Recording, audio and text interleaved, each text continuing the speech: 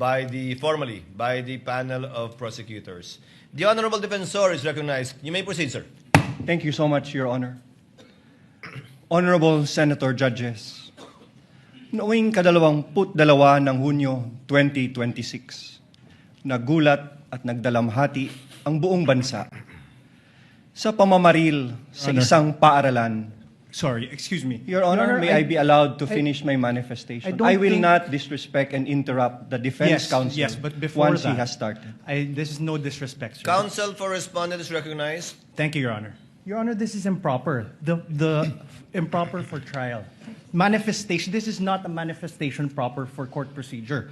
This is instead them telling a story. This is a narration by the prosecution, which is not allowed. This is not allowed by any rule in any court. So what, May I be allowed what is to proper reply? is that they present their first witness. And We will are be ready. presenting our witness, Your Honor. However, please allow us to freely advocate our position. That's why, Your Honor, including we are the defense objecting. when it's their turn. We will not Counsel object to the respondent, same. kindly let him finish. Thank you, Your Honor. Thank to you so respond much, to Your you. Honor. To respond to you. Yes, you were saying. Thank you, Honorable Honorable Defensor. Senator Judges. Noong ikadalawampu No. dalawa ng Honorable Hunyo- Defensor, kindly finish your reply to the Thank you, Your Honor. objection of I will counsel proceed. for respondent. allow us to freely advocate our positions through the proper and respectful discourse. This is not prohibited under the rules. In fact, the court has declared that yesterday, the rules will not comply with the strict procedures of a judicial proceeding. Each article is a separate complaint, and it would be the proper guidance for the senator judges, lalo na po sa ating mga kapwa Pilipino na nanonood, para mas lalo nilang maunawaan ang ipipresenta naming ebidensya. The impeachment is a sui generis. Sui generis dahil kakaiba ito, hindi ito judicial, administrative, o civil o criminal proceeding. Hayaan niyo po kaming magbigyan ng 5 minuto para mailatag namin kung paano namin maipresenta at ang basihan namin sa pagpresenta ng aming ebidensya. Your Honor, may I respond? The presiding officer should rule. Although indeed we will interpret the rules liberally, and although indeed this is a sui generis proceeding, neither will we allow any dilatory moves and/or tactics, and I will bind and hold you to your 5 minutes, Honorable Defensor. Absolutely, and Your we will Honor. clock it. Your Honor, we will may- afford the same opportunity to the counsel for respondents when their turn arrives. Thank you, Your Honor. May I proceed, Your Honor? You may proceed. Honorable Senator Judges, noong ika-22 ng Hunyo 2026, nagulat at nagdalamhati ang buong bansa sa pamamaril sa isang paaralan sa Tacloban City na ikinasawi ng 3 batang mag-aaral at ikinasugat ng marami pang iba. Ang mga salarin, mga minor de edad, sa kabila ng kanilang murang edad, agad na kumilos ang mga otoridad upang ipatubad ang mga umiiral na batas. Ang mensahe ay malinaw. Ang pagpigiging bata ay hindi nangangahulugang walang pananagutan. Ang pananagutan ay umiiral, pagamat iba ang paraan ng pagpapatupad nito sa ilalim ng batas. Kamakailan, isang pasahero ang inaresto sa airport at kinasuhan matapos itong magbiro na may bomba sa kanyang bagahe dahil mahigpit na ipinapatupad ng mga otoridad ang patakarang zero tolerance policy sa anumang pagbabanggit ng bomba o anumang pampasabog. Sa isang hiwalay na pangyayari noong Mayo 2020, isang public school teacher ang inaresto, pinusasan at kinasuhan ng NBI sa Zambales matapos magbiro na magbibigay ng pabuya sa sinumang papatay sa presidente ng Republika. Ano ang prinsipyo dito?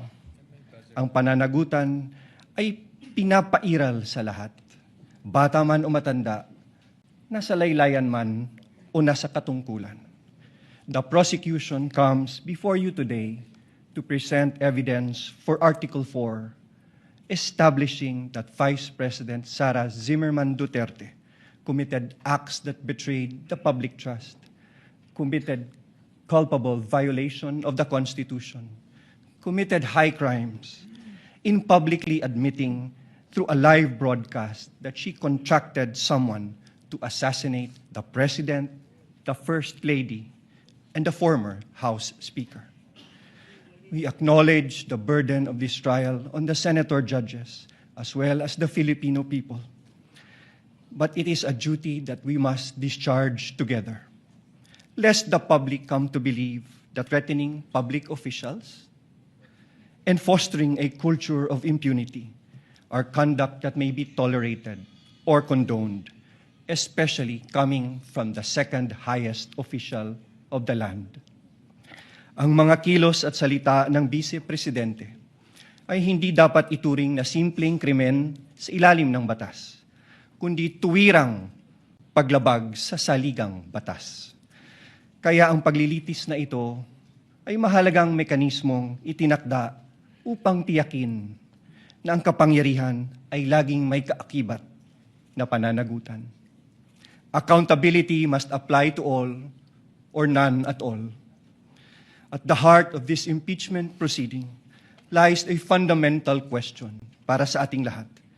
Can we continue to entrust one of the highest constitutional offices to a public official who, on multiple occasions, purposely and willfully and repeatedly resorted to threats of violence against the very institutions that she swore to uphold and protect?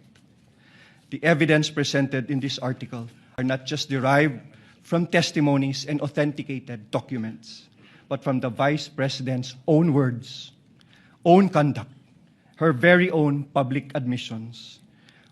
Her words were neither accidental nor taken out of context.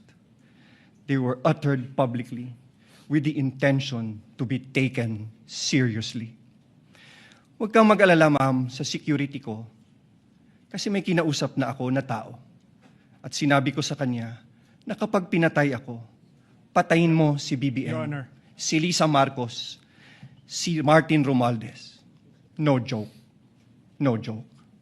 What makes these threats especially sinister is that they do not come from an ordinary citizen, but from the Vice President herself, an official who, under the Constitution, stands to succeed the President of the Republic.